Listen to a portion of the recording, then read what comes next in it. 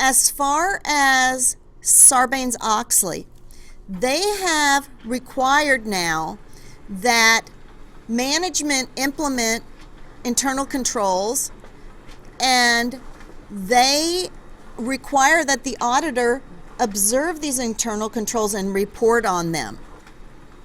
We're supposed to report on any deficiency or weakness in internal controls. What does it mean to have a material weakness? A combination of deficiencies in internal controls over financial reporting such there could be a reasonable possibility that a material misstatement of the company's financial statements might not be prevented or detected on a timely basis. Wow. A material weakness is something we've got to be able to find, don't we? Right? We need to report on material weaknesses. A significant deficiency is a deficiency or combination of them in internal controls over financial reporting that is less severe than a material weakness, but yet important enough to look at. Know the difference between a material weakness and a significant deficiency. Which is worse? Which takes more cause for concern? Material. So the auditor needs to come in here, and they need to evaluate the internal controls. They're going to look at where potential misstatements could be. Based on these preliminary analytical procedures that we're kind of looking at with Built Right, they're going to kind of fine-tune them, come up with what the outcome is, gain an understanding of the internal controls. They might be giving questionnaires, asking around. Another way to look at internal controls is to just observe them. Observe them taking place. Then after that, they need to look at the various financial chart of accounts and understand those various accounts. And we're going to start talking about something called assertions in accounts. But they need to see how the accounts, what potentially could be cause for concern on the accounts. They need to see the activities in the accounting department. What processes are in place for them to pay a bill?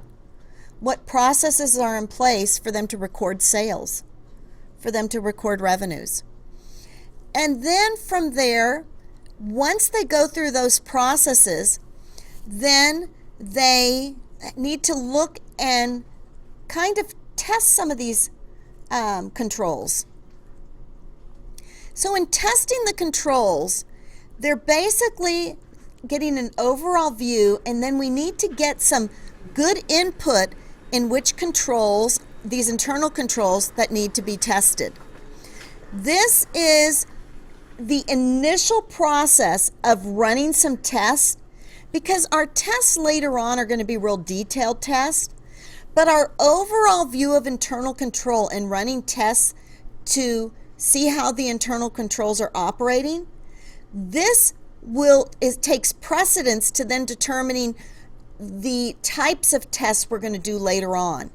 If we can trust our internal controls and run some tests to make sure they are in fact operating, we may be able to pinpoint and better hone in on our other testing down the road for the areas that need it.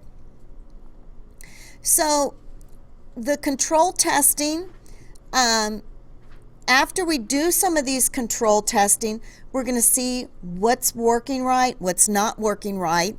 And then as a result of those, these more detailed tests called substantive tests we'll plan for. One thing about an auditor is document. You can't document enough. Why do we want to document what we do? Why do we document what we do? It protects us, doesn't it? It says everything we're looking at, we're communicating it. We've got a reference there of what we've done when we've done it. So in the event down the road somebody comes back to us and says, you didn't do this, we've got proof we did it, And we also have proof that we are following the guidelines expected of a professional, okay? We're going to document the controls in place and what controls we looked at, how we looked at them, what the results of our controls and testing them were, what we ultimately think about the internal controls in place related to that testing of the processes of controls. Any questions on what we're talking about so far, guys? Yes, no? How are you guys doing? So basically, with Chapter 5, we're not getting into the nitty-gritty yet. We're still, we need to understand, we've decided we're accepting the client, we're taking them on, we're in there, but we need, in order to begin to start looking at all these various transactions, we need to see the climate with this company to see that they in fact do have controls. Are they working? Are they, it's one thing to have a plan in place and procedures, but are they following them? Does that make sense, guys? Any questions? Any concerns? One thing I would like to do on Thursday is I want to take some of these exercises at the back of the chapter and really focus on them. The one piece that I'm going to spend a lot of time with on Thursday relates to various financial statement assertions, such as, how do we know something really occurred? Can someone provide a transaction that's fake? Sure. So when they record a sales invoice of a certain amount, did that transaction take place? Not necessarily. And so occurrence is an assertion we need to test for to make sure it did take place. Is this an authentic person? We might even look down the road to see when the check came in to show that the transaction was truly finalized. So there's a lot of things such as completeness. Are we taking a portion of the transaction, or are we doing the entire account or transaction?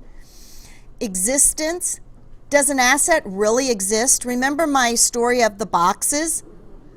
There's a box there, but is the inventory really in there? Does it exist, or is it an air box? Get what I'm saying? Okay, guys, unless you have any questions, what we'll do is we'll end here today.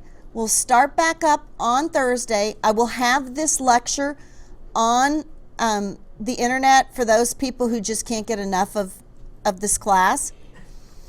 And then Thursday's going to be a critical day for going through some really important key items and looking at the areas I'm going to hone in for on the quiz. Okay?